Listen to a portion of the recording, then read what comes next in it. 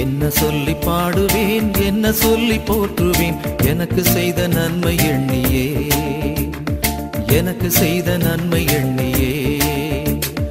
என்ன சொல்லி பாடியும் என்ன சொல்லி போற்றியும் ஈடு இணை உமக்கு இல்லையே ஐயா, ஈடு இணை உமக்கு இல்லையே. நன்றி தந்தையே, நன்றி இயேசுவே, வழி நடத்தும் தூயா